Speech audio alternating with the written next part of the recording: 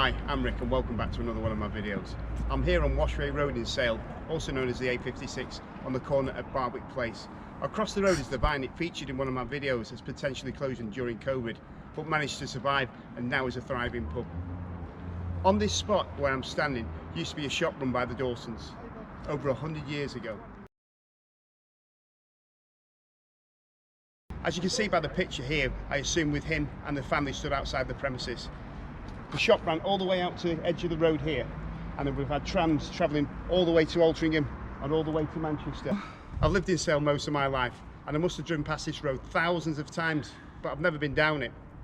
My wife is a florist and she made a delivery down one of the houses at the bottom of the road, and at the very end of it was a house I found very unusual. It's called Barwick House, and we'll find out a little bit more about that later in this video. I've gone through each house individually, all 10 of them, right up and down the road, up until we get to Barwick House at the very end, with individuals who lived here in the properties around the year census 1881 to 1891. And there are more individuals that lived at these houses, but obviously I've just picked the ones out from each house with their current job title.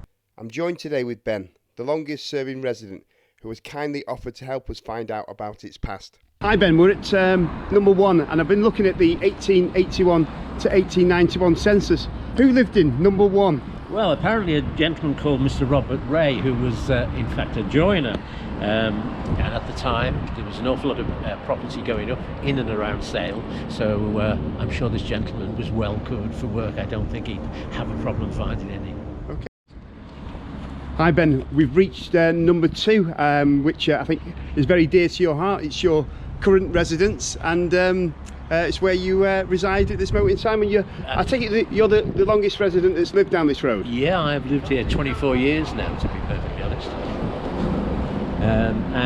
I've seen some changes in that time, well, quite some considerable changes, certainly as far as the personnel that live down here.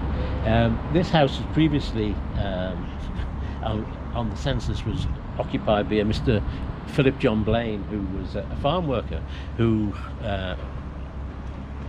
called it, to describe him as a farm worker covers a multitude of the things he would have had to do. So yeah, it was a busy chap, I should imagine. Yeah, they weren't the best paid jobs in the world, so you know, he would have got up and come out that door in all weathers to tend to whatever he needed to on the farm, whether it be crops, whether it be the horses, just general duties around the farm. So you know, he'd have got up when it's dark and gone home when it's dark in the winter. Indeed. And we've spent a lot of time on there when you know, in the height of summer as well, especially with harvest. So yeah, certainly this time of the year, September, October, yeah, it was a very busy man, I would have imagined. Okay, let's have a look at number 3 here.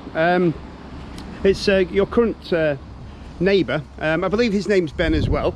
Yes, strangely enough. I had the pleasure of meeting him a couple of days ago. Oh, did you? You actually met him? What did who lived at number 3? Number three was a gentleman called Mr. Joseph Longshaw, who in fact was a gardener,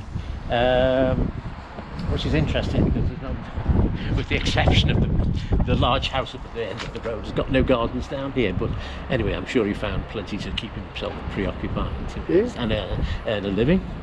So yeah, that's number 3. So, yeah, so I mean, there's a lot of gardeners. You know, we had a lot of big houses around Sale that needed tending to. You see how fast the grass grows in the summer here. Yes, indeed. I'm just looking at the old pictures that I showed you. The footpaths that have now arrived, or the front of the gardens, porchways, they weren't there when it was originally built, and you'll see that in the original picture that I'm just going to show you now. And you can see how that land was then taken back to make the properties a little bit more private and secure. Yeah, absolutely. Originally, as you quite rightly pointed out, the road went literally right up to essentially the front doors.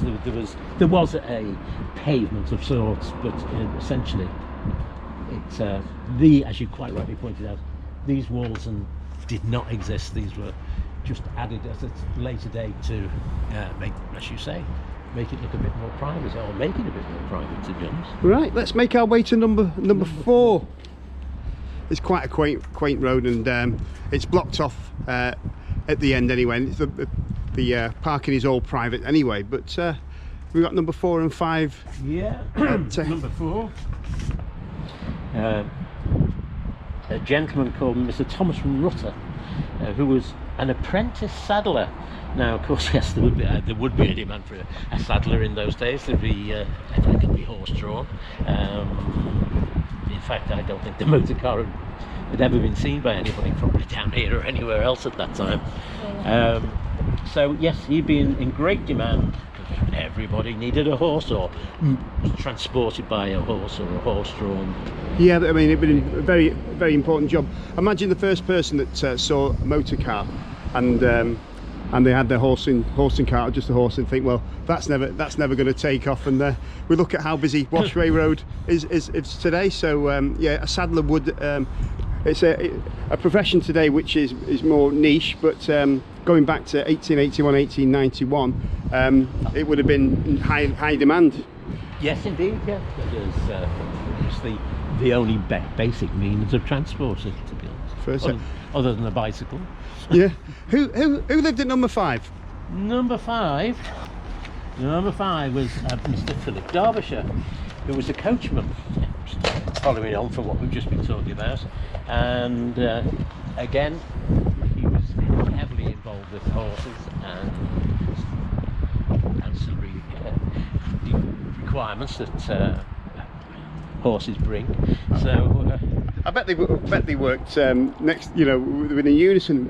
You know, he was a saddle maker. Yeah. He was a coach. I bet he got himself some work. I would imagine so. In fact, it would be a match made in heaven, really, wouldn't it? Absolutely. So they would have both walked out these doors. They'd have both, you know, said hello and goodbye to each other. So yeah, it's a very, very similar profession. Let's make our way to number 6, and let's just find out who lived in this house. Mr. James Bray. Mr. Bray. Yeah, and he was his profession was he was an organ blower. An organ blower. Organ blower, and I can only suggest that he was the poor soul that cranked up the organs in a local church somewhere, and he provided the power, the wind power for the organ.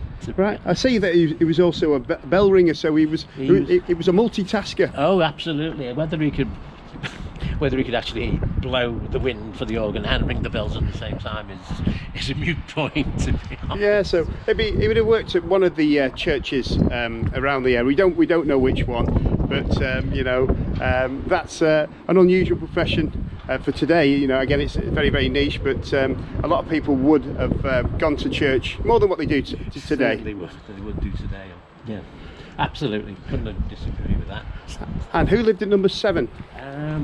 Number 7, this gentleman was Mr. James Royal, and was a marble mason. So one can only, with marble, I can only assume it was basically headstones, etc., etc. And in those days, I don't think people necessarily had marble worktops in their kitchen or anywhere. Although he might have had it for a coal slab, you never know, to be honest. But yeah, generally, this gentleman would have earned his living as a monumental mason, I should imagine. Yeah, it's very, very apt, as we'll find out as we get to the end of the story, and how this house would have more than likely linked to the M property, but we'll find out a little bit about that as we go forward. Who lived at number 8? House number 8 was a gentleman called James Walson, and he was also a gardener. So as you said earlier on, the demand for gardeners was probably quite prolific, really, as you say. In Sale, there was a lot of big houses which would all need their gardens attending to. Yeah, I mean, you could just cut a small patch of grass, and you fill one of those green wheelie bins. So you can imagine how much work would have gone into maintaining, because everything was all about perfection, and it was all about, you know, one-upmanship. You know, my garden looks better. Yes, yeah. So yeah, high demand. Let's go and find out who lived at number 9. At number 9. Was John Worrell. and he was a hay cutter. So certainly at this time of the year, he would be very well used, I would have thought. Yeah. He may have even worked on the same farm as one of the residents down the road. So you know, hay cutting, very seasonal. So he probably did other jobs as well. But on the census of 1891, he's down as a hay cutter. But I couldn't imagine there would have been a massive demand in the winter for hay cutters. So he may have done also general duties around the farm. Number 10. Number 10. And finally, at number 10, there lived a James Worrell. He was a gardener and domestic servant. John Worrell was also at number 9. They must have been related. Hi Ben, what can you tell us about the history of this building, Barwick Place? Well, originally this road, in fact, was called Mackham Lane, but in 1871 it then changed its name to Mason Street, presumably because there is a connection with Masons between here and number 7, and then ultimately, of course, it's ended up being called Barwick Place. So were the stonemasons based at this house? Yes, apparently stonemasonry started with William Spence in 1830, so we go back even further. He was born in the town called Barwick in Yorkshire and moved to Sale in 1850. So he lived in Ashton-on-Mersey up until 1861, and he was already a stonemason by this time, and then he moved into Barwick Place with his father and Francis, who was also a stonemason. Where will we find some of his work around Sale and Ashton-on-Mersey today? Well, I believe there is a good example of his work in the Bull's Head public house, which is a little down the road there. Other significant buildings in his work are graves and gravestones, which are in local graveyards around Sale. What were the rest of the houses down the road used for? Were they used for his workforce? Well, looking at the 1891 census, we can only find one person in the road of the same profession, which is Mr. Royal, who was a stonemason living at number 7. Barwick Place, I assume, he lived at number 7, and we can only assume that he actually worked for Mr. Spence about Barwick House. What else do you know about William Spence? Mr. Spence was originally from Barwick in Elmet, which is in Yorkshire, and at some point changed the name of the road to reflect his birthplace, and it would have been around the time that he built the houses on the opposite side of the road. In 1901 census, William was here with his wife Elizabeth and daughter Nellie. By the time the 1911 census is produced, William is living here just with his daughter. His wife presumably had died, and his son and his wife still live in the property up to the late 1980s. Can you tell me a little bit more about this house? Well, the outside of the building, it is much the same stonemasonry, looking at a bit weird. The stonemasonry is looking a bit weathered through time. Obviously, the interior has changed dramatically and reflects a modern home and are totally different from its original construction. Can you tell us a little story related to this house and one of the residents from down the road? I've looked up on the census, so this person was between censuses, so I don't know which house it was, but it's a very unusual story. Well, apparently one of the residents of Barwick Place, Mr. Thomas Horner, in 1903 he summons his wife to the Sale Petty Sessions, allegedly because she was a habitual drunkard and had probably drunk the Bull's Head. I was going to say the Bull's Head dry. Well, maybe that was she probably did. She didn't actually appear in court. Thomas said that he gave his wife all of his wages, apart from 5 shillings, which he kept for himself. She used all his wages to buy drink and got into debt.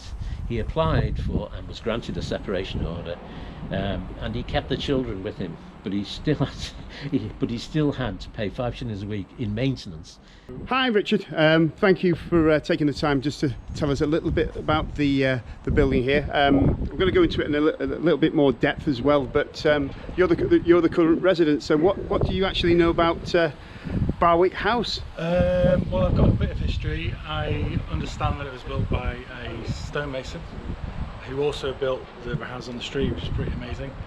And I've lived here for about 3 years, and yeah, I actually let out rooms for Airbnb, so I get to share this house with lots and lots of people. No problem at all. Yeah, it's been great.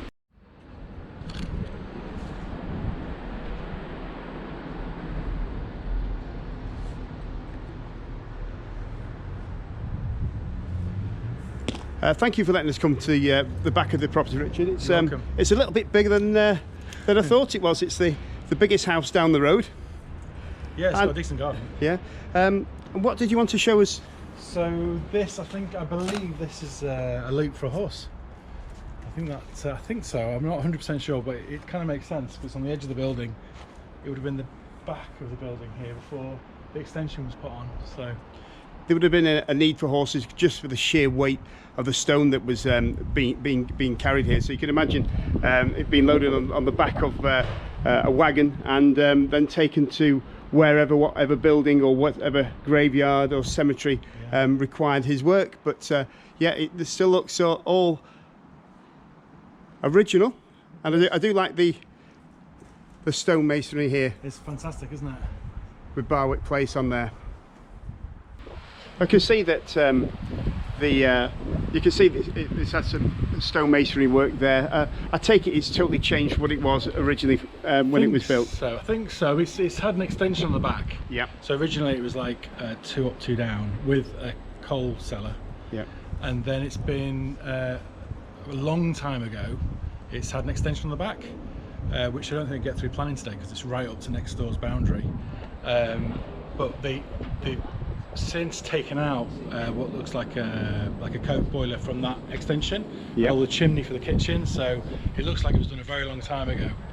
And then I think it's had another roof probably in the last few decades, which needs doing again. Yeah. But some of the stonemasonry is really good and actually makes it look younger than it is because it's a stonemason did it. Yeah, I can see the natural, what we call patina and wear around the front of the building, which gives it a lot of character. You know, it's totally different to what anything else looks down the road.